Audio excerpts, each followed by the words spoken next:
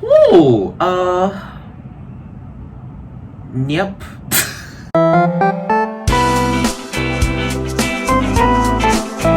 Hi, hello, ni hao. I am Margar Judo. Welcome back to another video. So, if you can tell by the length of this video, at the bottom part, it's going to be very long.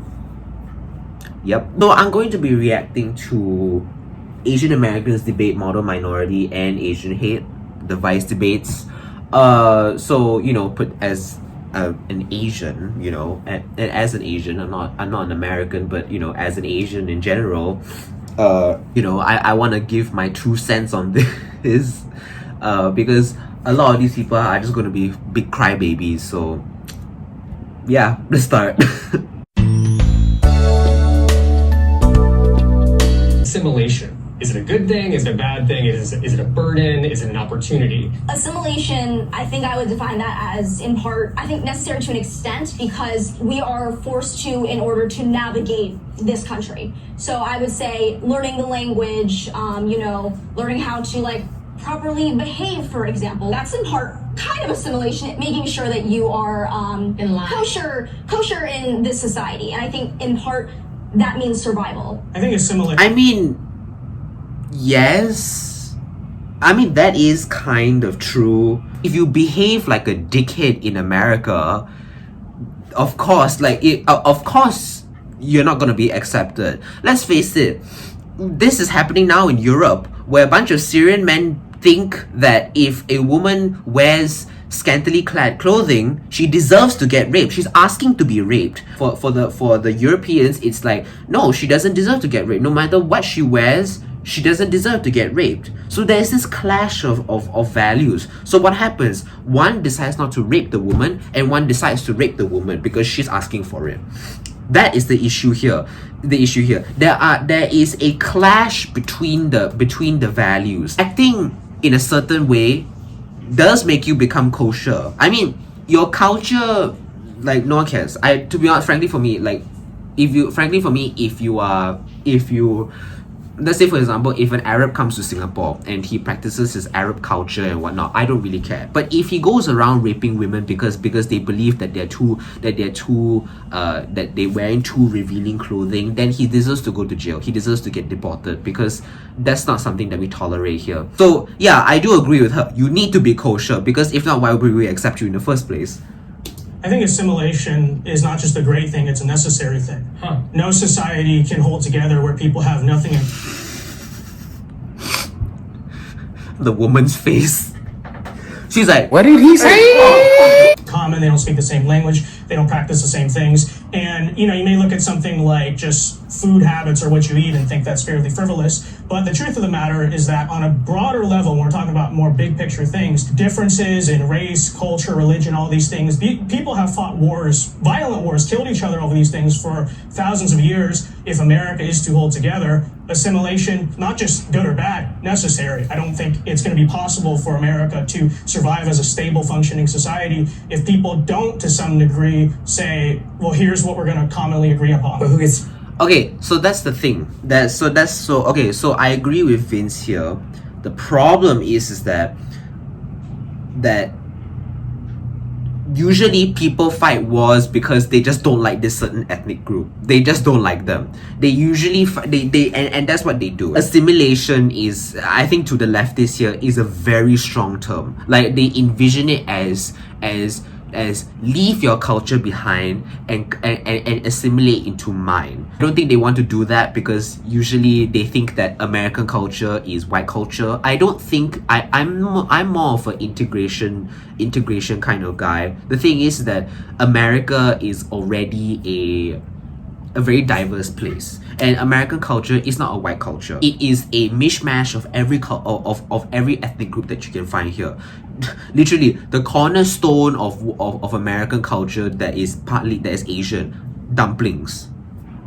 Dumplings are part of American culture. Cornrows, or which is part of black culture.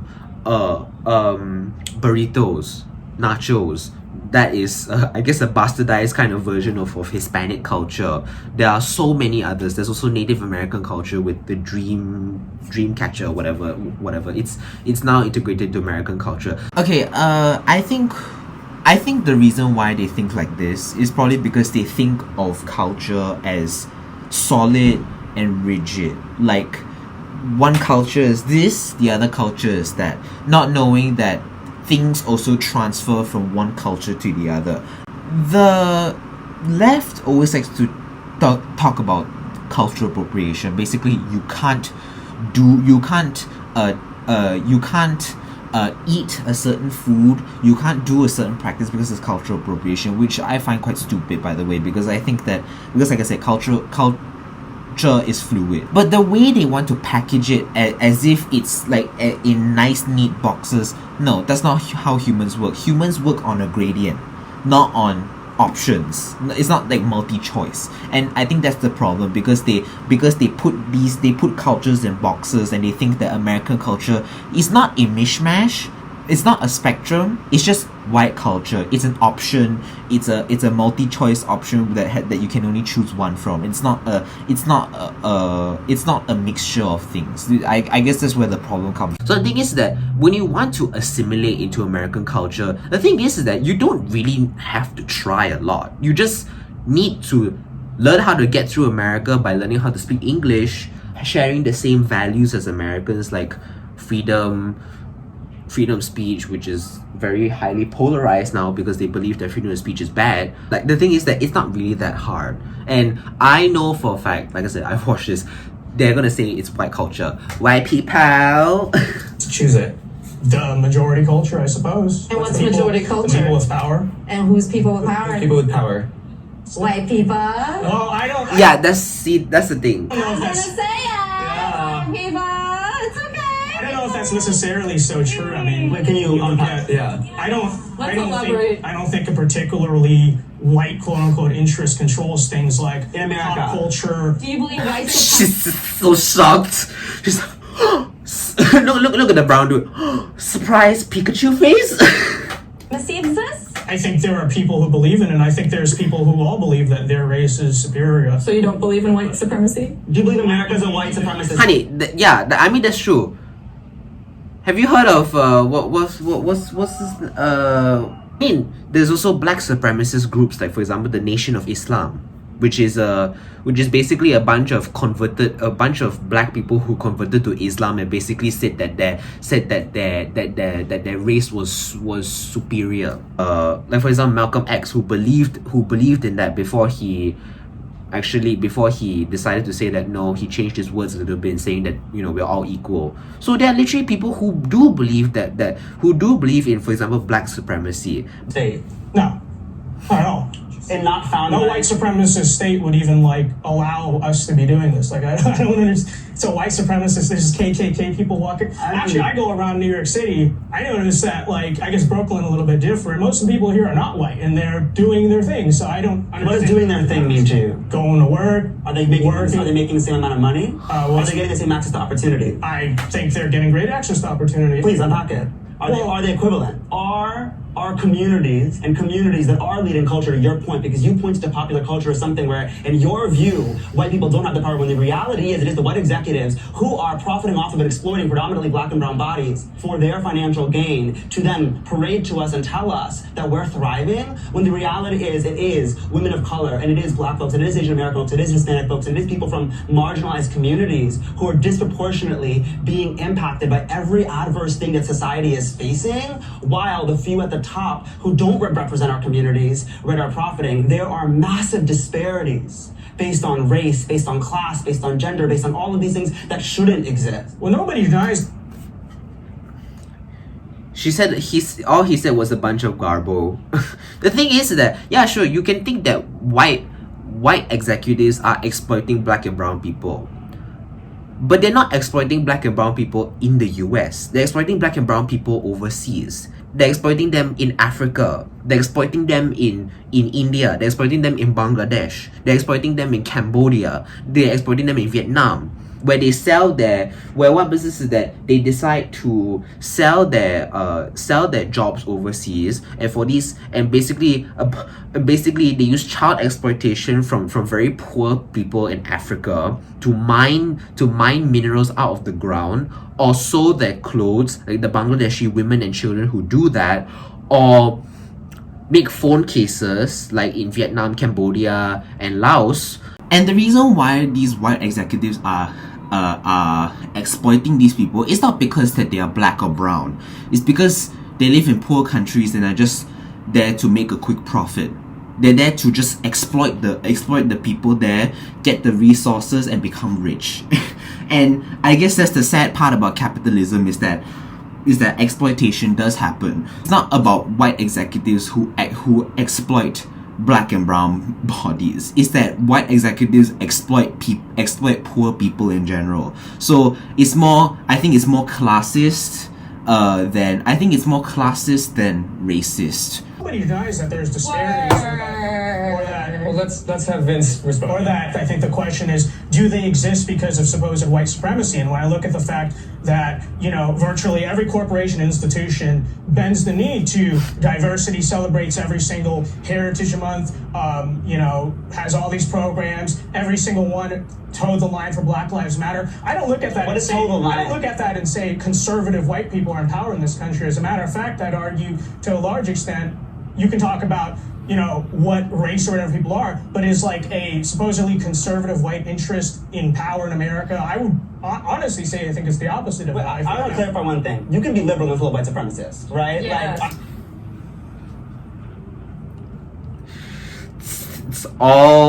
It's all an excuse, okay? You can be liberal and white supremacist. Isn't like liberalism about like being progressive? And isn't a white supremacist not progressive whatsoever? So I don't understand. It's like saying that you can be conservative and a porn star. And I don't really care if you do porn, but a lot of conservatives do care. So therefore you can't really call yourself a conservative if you are a porn star. So the thing is that there is some gatekeeping going on. Personally, to me, I think this is all a bunch of excuses for ideologues, because ideologues can only believe that their ideology is right, no matter whether it goes against science or whether it goes against like mainstream like morals. Let's say, for example, they always have to believe that they are right because they are ideologues. They anything that goes against their ideology, they'll say is wrong, even though it might actually be correct. Usually ideologues try to rationalize away opposing ideas. They try to rationalize away, but usually but because their ideology is their ideology, there is no wiggle room. So they have to bend over backwards to do it, and that is why they get so threatened, because they can't actually find a reason to defend themselves. I would be very clear, Absolutely. right? That doesn't necessarily mean conservative white power is the predominant folks in power. I think it could span a lot of political ideologies. There's a lot of these things embedded in how you govern and how you lead and how you make decisions. However, when you talk about bending the knee, that is a wild way, I think, to look at society finally trying in some ways to right the wrong. It's not so wild. I mean, even like your supposedly white politicians, you look at what they did in 2020, they quite literally bent the knee. Nancy Pelosi, Chuck Schumer, the entire Democrat basically caucus in Congress, literally. The guy over there said, oh my god, all this white noise got me fucked up.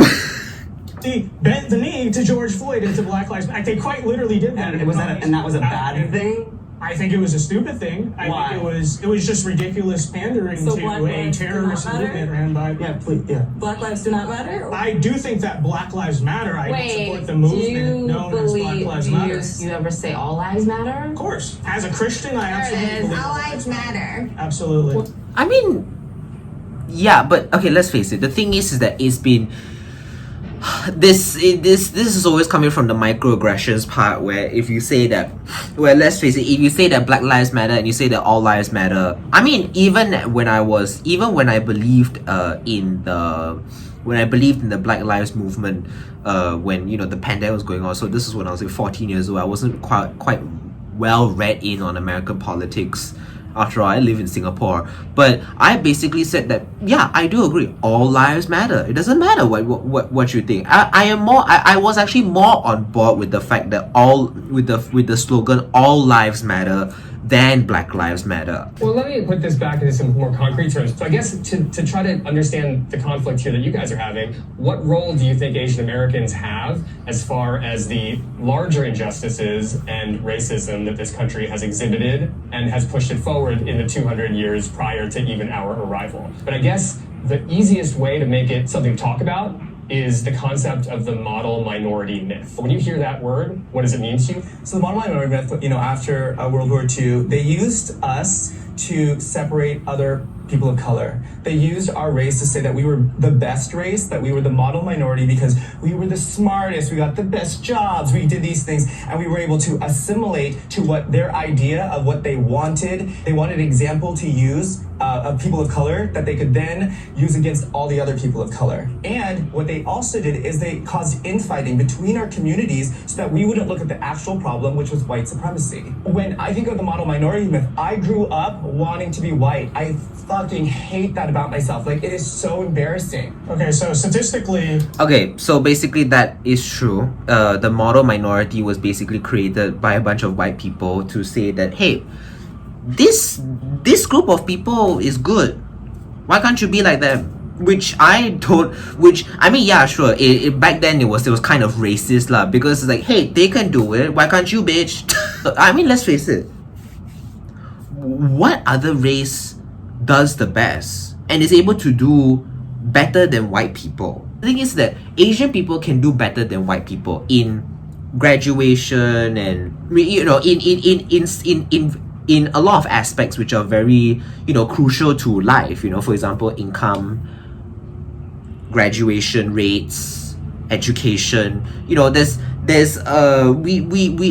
outdo them. We outperform every race, even white people, in all these factors. So basically there is a model, of course. Now I don't know whether us Asians should be the model or not, but the thing is that you want an ideal. So the model minority is somewhat close to the ideal, but we can of course create an ideal, and usually every Asian culture has this kind of ideal where if you don't reach it, and this ideal is very important to the point where they will pressure their children into reaching to the ideal, and if they don't, they are a huge disappointment, which is Asian culture for you. Of course it's very pressuring and it's very difficult on the child, and of course I don't think you should be putting that much pressure on the child, but the thing is that there should be some pressure to push you towards that ideal rather than just saying that there is no ideal and people can just do whatever the hell you want. it is true that Asians, right, on average, make more money, in terms of medium, make more money, better test scores, get into better colleges, all that stuff. I think the question is, why is that? And I don't know if model minority, whatever that label wants That's to be. actually a myth because we cannot be. Well, no, listen. Well, let me finish my point. We need to observe what makes people successful and unsuccessful. And I think when you look at trends that are generally true in the Asian community, not of everyone, but are generally true, usually you have families that are sticking together. You have, people are taught to work hard in school, not get into trouble. I think that translates to why Asian masters are successful. And I don't think you have to be Asian or white for that matter to not have kids out of wedlock, not, commit crime, not cause trouble, whatever it is. It's just a matter of common sense. That's what makes people successful. And if that's so-called assimilation, having a nuclear family, buying a house, going to school, whatever it is, then yeah, okay, call me a pro-assimilation then. I think I don't know. I don't think it's a cultural thing. I think this should be an everybody thing. I hope this not. Well, I mean, it's beginning to become a cultural thing. Because let's face it. Like I said, the black family is very dysfunctional. The father is not home at all. It's the father. I think in 70% of households there's a single mom. That's terrible. I don't like that this is a cultural thing. I don't like the fact that having a stable family is a cultural thing. I'd rather it be an everybody thing, that everybody has a stable family, because let's face it, children's lives are on the line. I don't think you can be cultural about whether you want to have a father or not. So yeah. I think there's a difference between assimilation and erasure. Yes. The way that you're kind of going about it seems like, okay, like, you know, of course, like, we want to be in community with people. And I don't think there's a problem with being in community with people from different backgrounds. That's not the issue. It's also embracing the diversity that we inherently have and accepting that and being okay with that and celebrating that. It's very idealistic, I think, but I think we should acknowledge the fact that diversity, quote unquote, is not a factor that is our strength. It's not a factor that historically or even in the current strengthens societies. People don't come together, form societies, form families, form communities because they have nothing in common. They come together and do those things because they have something in common, right? You talk about race in such black and white terms. The way you talk about it is it's either with America, whatever your definition of America, or not. You're talking in very black and white terms, and that's actually the problem in discussing race, because we're Asian Americans, we're neither black, we're neither white. When you're I don't think he's talking about race though. I think he's talking about more in nationality. Okay, I believe that there's like a certain type of miscommunication going on here, because the thing is that they have very different ideas of assimilation. Like assimilation to the like I said this before, assimilation to the left is like a bad thing because they believe that white people want to convert you to being white, whereas Vince sees it as more of a nationality, because the thing is that everyone should feel American. Whatever that means, everyone should feel American. If you want diversity to be your strength, if you want to have people who come together across different religions, across different languages, across different cultures, across different races, sure, you can build a diverse society on that. The thing is that when you have this much of a diverse group, right, there's of course, it's going to be more volatile. So what happens is that you're going to have to basically try to have a cohesive, try to have the same values, try to have something that makes you stick together, but also differentiates you from other people.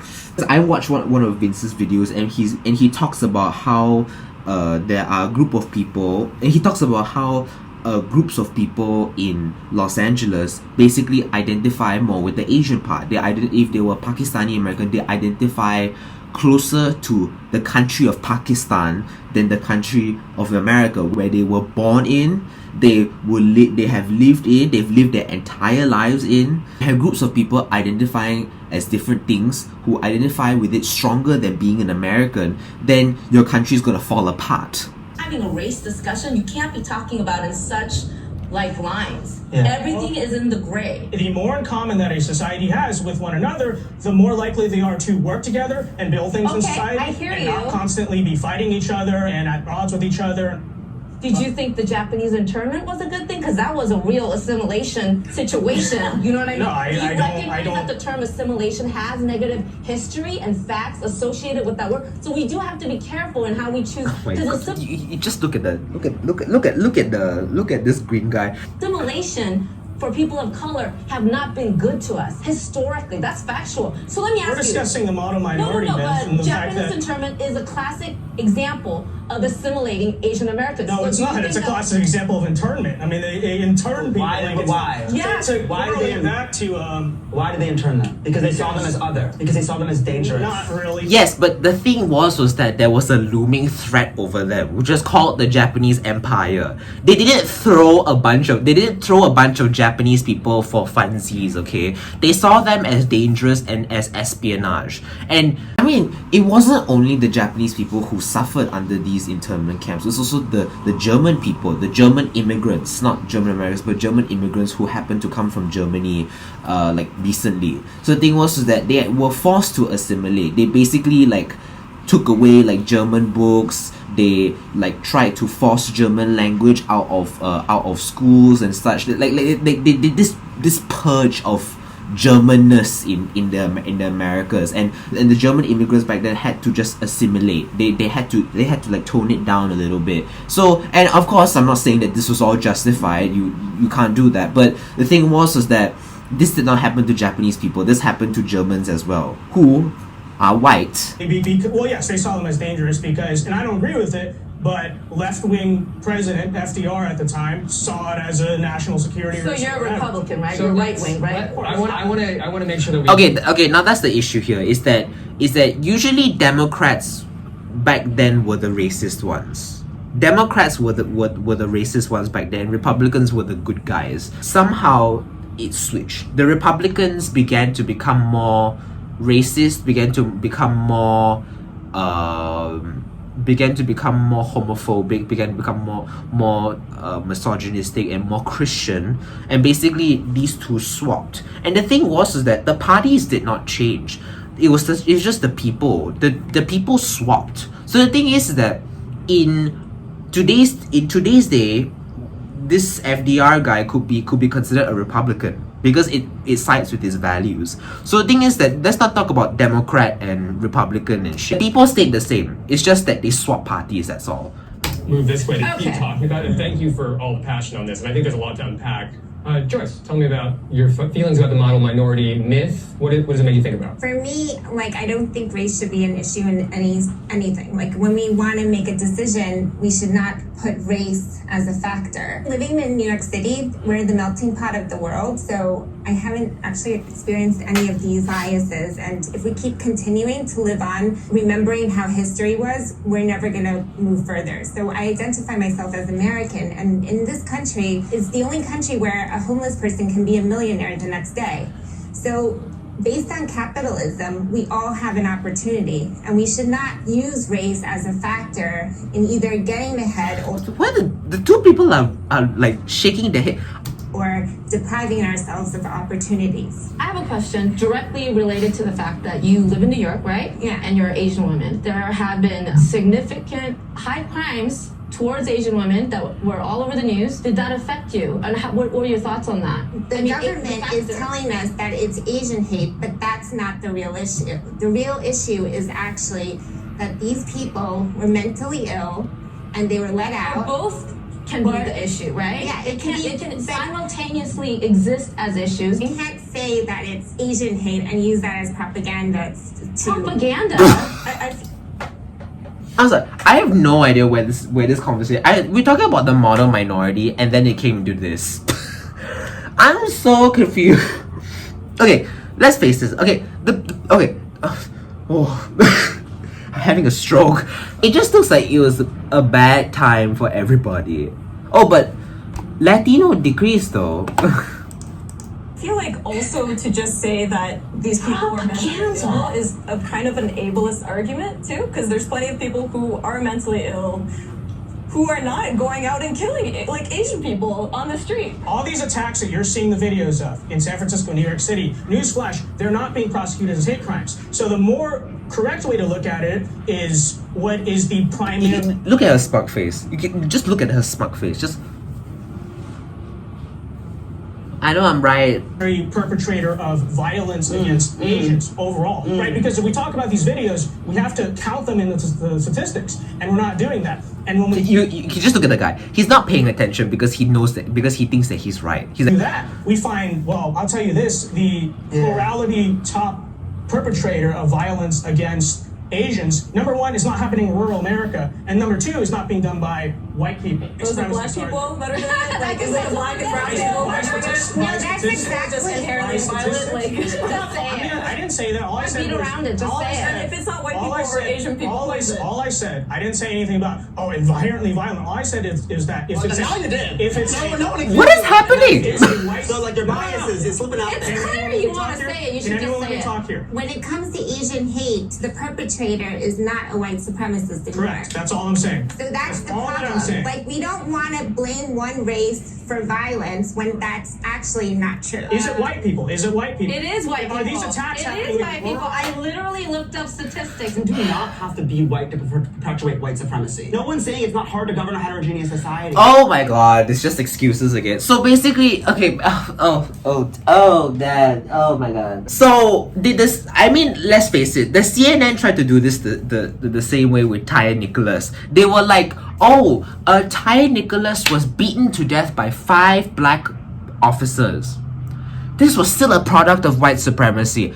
Oh my god. So every BIPOC or POC who commits crimes on POC are white supremacists. So it doesn't matter what they are still white supremacists because they're committing it against each other. So if a white guy murders another white guy, does that mean that he's a minority super? I don't get this. So basically it can't be the POC's, it can't be the minorities' fault. It's always the majority's fault. It's always white people's fault. Can we acknowledge that some Asians are dicks too? Can we acknowledge that some Latinos are assholes? Can we do that? Can we acknowledge that? Or are minorities always saints and white people are always the bad ones?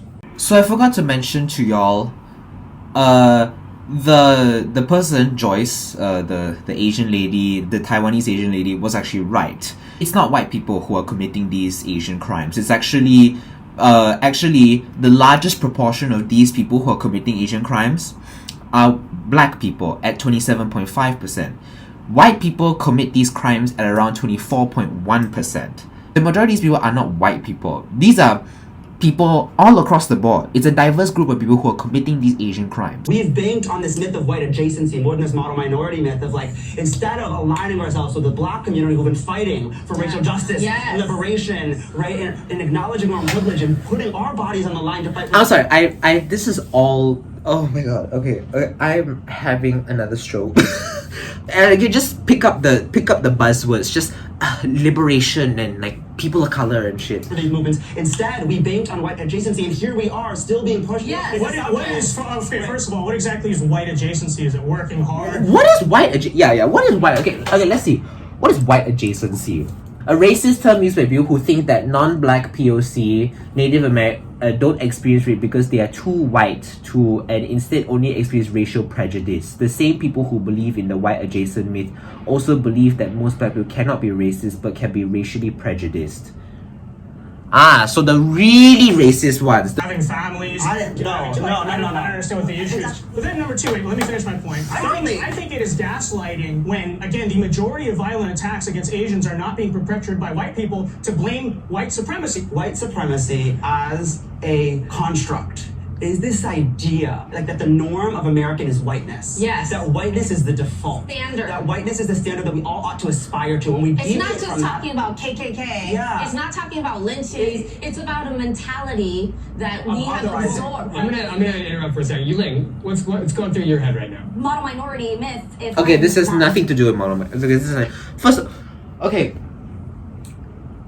but you should aspire to be better. Like, I mean, okay, you shouldn't aspire to be white, because what is being white? What are characteristics of being white? So, because the thing is that if I say that being white is having a nuclear family and being Christian and being straight and being and working hard, like let's say for example I give all these positive traits, so are you saying that black people do not work hard? Asian Americans are white adjacent because we do things white. That is super racist. Wrong. I actually think that Asian Americans did create that first and foremost to push the notion that we are dangerous away. First to say that like, no, we belong here because I promise you we will not cause harm to you. And that has trickled down now into becoming almost a curse. Historically was used first to be like, we're not dangerous, we're American, we're American. But later on it has moved into this sort of weaponized term / almost like idea concept where we get to say like, oh, because we are model minority, like we're not like dangerous and we're not this. And I think about this a lot with class, like a lot of Asian women who are sex workers. Who are we actually taking into account when we think about model minority? And I think that that term really applies to a very specific amount, or that idea of what that looks like is very specific. Because when I think of the Asian Americans that I know, I don't think that they're worried about whether or not they look like model minority. I think they're just trying to survive. Okay, so she's talking about minority people who are sex workers. Yeah, but that doesn't discount the fact that Asian Americans do far better than the rest of the racial groups. Like, yeah, sure, you have a certain group of people who will fall through the cracks and have to do sex work. Okay, fine. But on average, Asian Americans do a lot better. Fish? I see you percolating over there. What's going through your brain? I don't understand why everybody's so hurt about like being described as a model minority. For me, it's like, well, I want to be the best. I want to be the smartest. I want to be the toughest. The model minority thing, I've never thought about it because I'm too focused on trying to be a model American. When I say the word stop Asian hate, what does it mean to you? Scam. I agree. Why?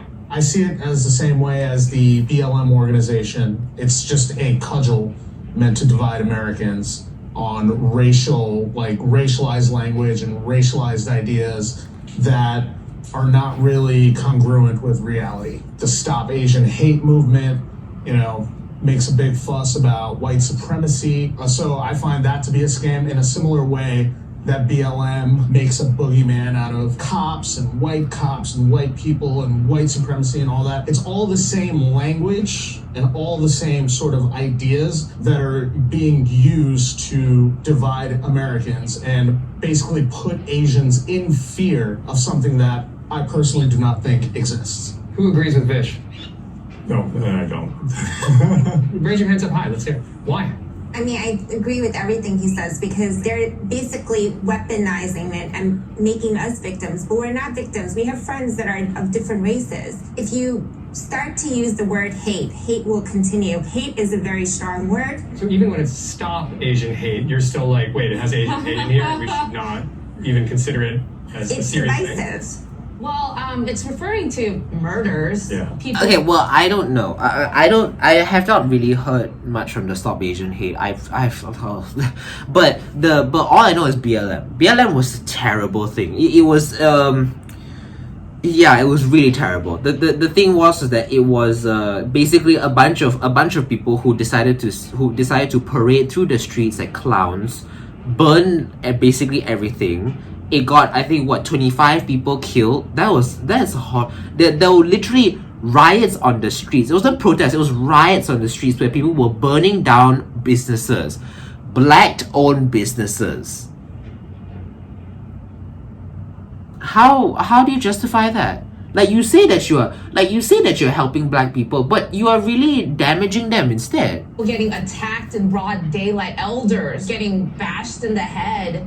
I fear for my mother-in-law going on walks. I ask her to make sure she's not walking around when it's getting dark. So it's very real. Getting murdered for being Asian is as hateful as it gets, is it not? Why are we afraid to just say out loud, let's stop Asian hate? It is happening in astronomical numbers. Studies have shown the increase. And where did it come from? Right after the COVID blast of people saying, oh, it's the Chinese virus.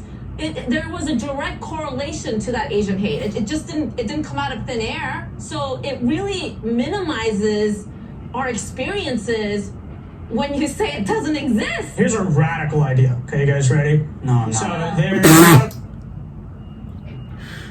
Brace, bitch, brace. violence happening. A lot of it's against Asian people. A lot of it is happening in cities. Crazy idea, I know. Then maybe it's not a good idea to let criminals out of jail.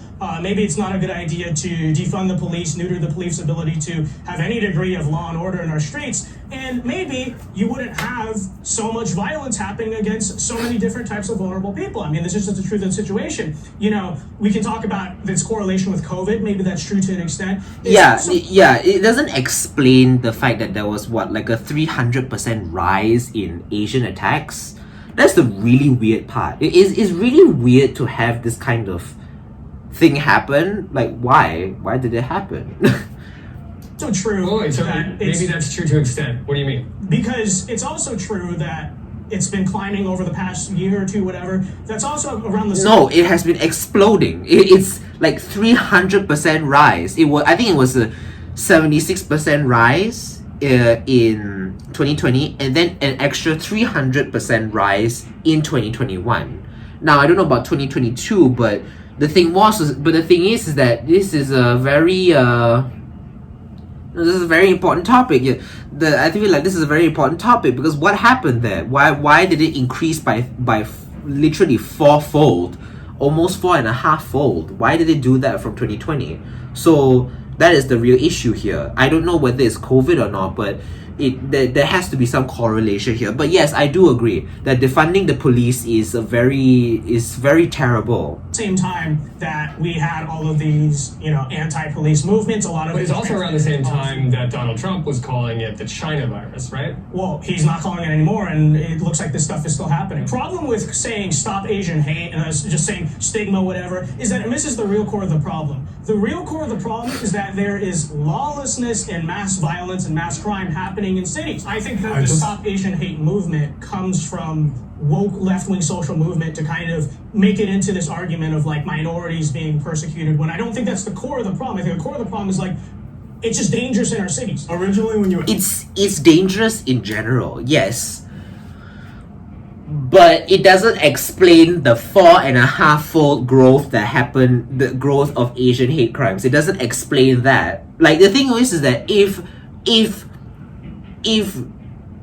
lawlessness is gonna do that, then basically crime rate would be high. It would have always been high. Not a steady explosion of crime rates, but it would always have been high.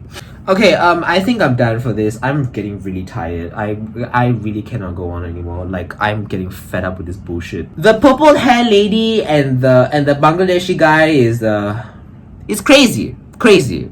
I mean, if you have purple hair or googly eyes, I mean, nowadays, I think that's a good lookout for whether you are really woke. Yeah, that's about it. Anyways, I think I'm done for today. If you want to see any more reactions, please comment below. Maybe I should comment on my my community page, but I feel like, in general, it's just that, I feel like, yeah, I feel pretty shit. Anyways, guys, thank you guys so much for watching. I've been your host, Margar Geode. Please comment, like, and subscribe, and I'll see you in the next video. 再见，拜拜。